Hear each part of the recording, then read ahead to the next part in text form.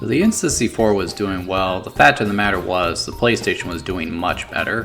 While the N64 had an outstanding lineup of quality exclusives, the PlayStation had that as well, along with a bunch of other quality third-party titles, many of which were not available on the N64. So if you wanted to play the new wave of RPGs, fighting games, and survival horror titles, you'd be out of luck on the N64.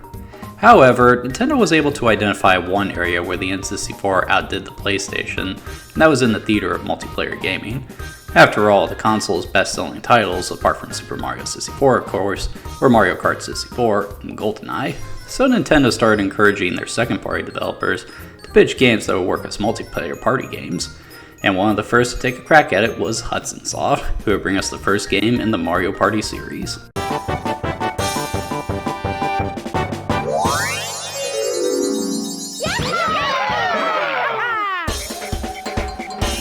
The plot of Mario Party centers around a conflict among the Mario gang as to who is the biggest superstar among them.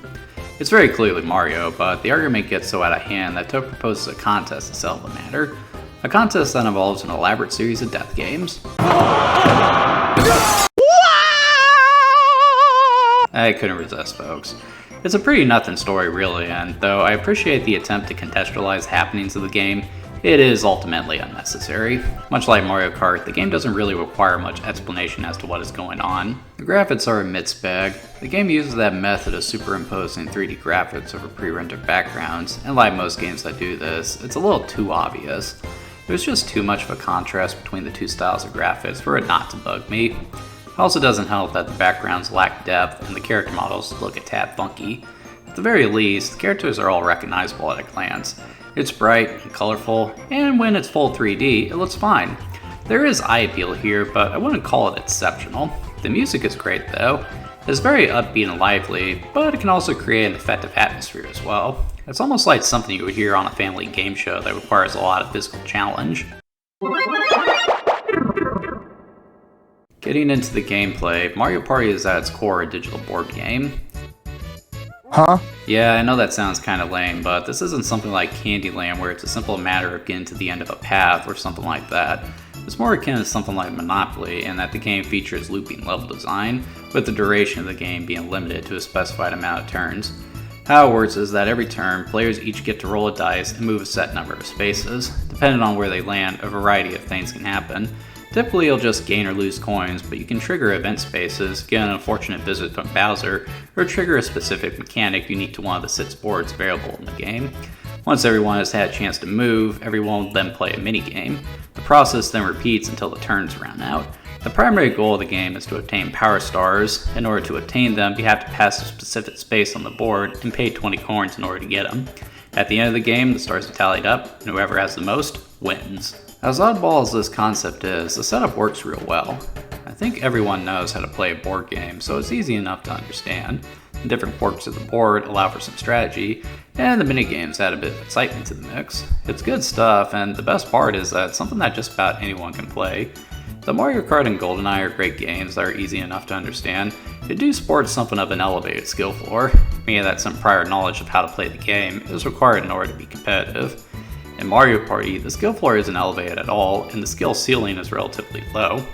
While it is true that you can manipulate certain aspects of the moment-to-moment gameplay to tilt things in your favor, there is no way to ensure that you consistently win in Mario Party. This is due in large part to the fact that much of the gameplay is based in chance.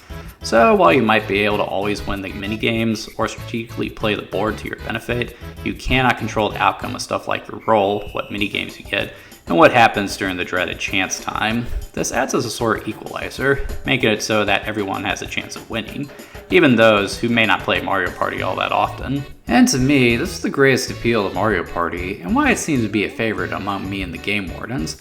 Whenever we decide to play a game together, it's typically Mario Party that we are playing. Sometimes we play Mario Kart, but me and Steffi tend to dominate. Sometimes we play fighting games, in which case we are mostly trying to beat Tony. If we all play Mario Party, then we seem to be evenly matched, and even though Mario Party has a reputation as the game that destroys friendships, that's part of the fun. The smack talk, the uneasy alliances, the backstabbing, and the raging that tends to occur when chance time completely turns the tables. It was loads of fun back in the day, and it's still loads of fun now. It's a testament to how much fun a group of friends can have when they're playing a video game just for the hell of it. However, that does bring us to probably the biggest issue Mario Party has, and that's that it is significantly less fun to play alone. Mostly because everything I just talked about isn't present. It's one thing for a friend to screw you over, or get robbed by chance time when you're among friends, but when it's a CPU player, it feels more like the game is working against you, especially considering so much of the game is outside of your control. There are some other things I noticed that bring the game down as well, but these are mostly the result of it being the first game in the series.